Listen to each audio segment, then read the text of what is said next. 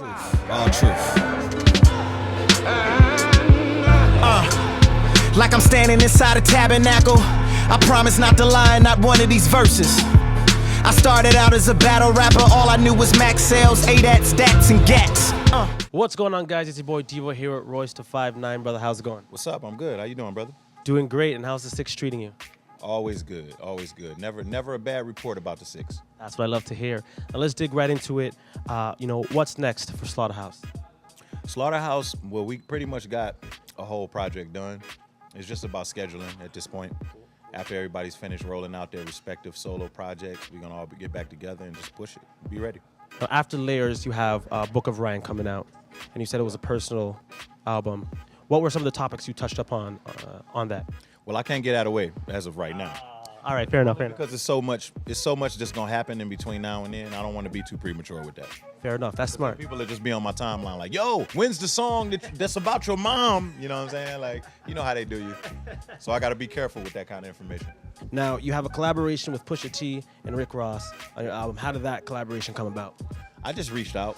Just being a fan of those guys, a fan of their work, for different reasons, obviously. I've been knowing Push pretty much my whole career. Really good friend of mine. I haven't worked with him since we were real young.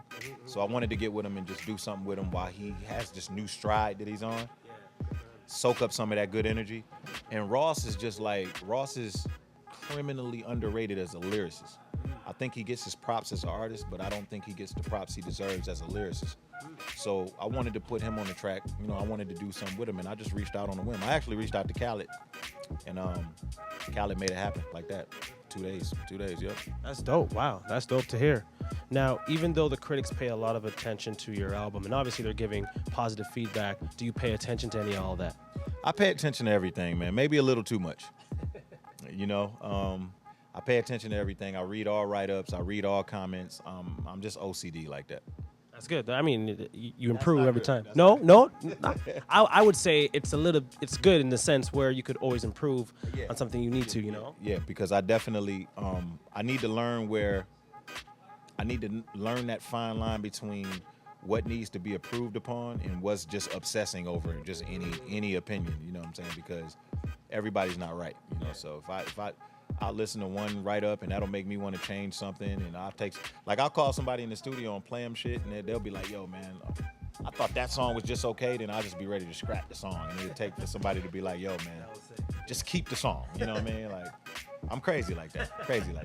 That's not too bad, man. That's not too bad. What thing do you see that people misunderstand about Royce da 5'9"? I don't feel as misunderstood as I used to be. I used to get called arrogant. People used to say, yo, man, I just thought you were so unapproachable, because I have like a straight face. Yeah. I don't know if it's no emotions. There's not a lot of animation going on when I talk, so people think that I'm like serious all the time when I'm actually quite the opposite. Yeah.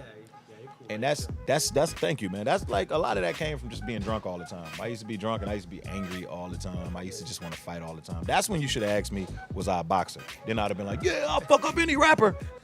I probably would have said something crazy like that. But you know, man, I'm very approachable. You know, I'm a human being just like everybody else. You know, you could catch me in various moods. You may catch me when I'm eating.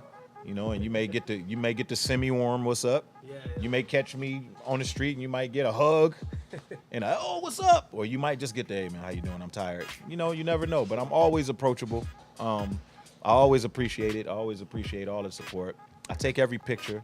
I do all my part as an artist who realizes that there's no such thing as me without you, you know? And that's pretty much my mind frame across the board with it, man. You know, so the whole unapproachable thing is not true, okay? So that's false. Remember that. That's false. All right, brother. And, you know, we are here on Best Fan, and we like to ask what you are a best fan of, and it could be absolutely anything. I'm a fan of Rihanna. Hi, Rihanna. That wasn't just a drunk phase I was going through. I'm a fan of her. I'm a fan of her music. I think she's awesome. That's what I'm talking about. Yes. And that's my serious face. It's not joking.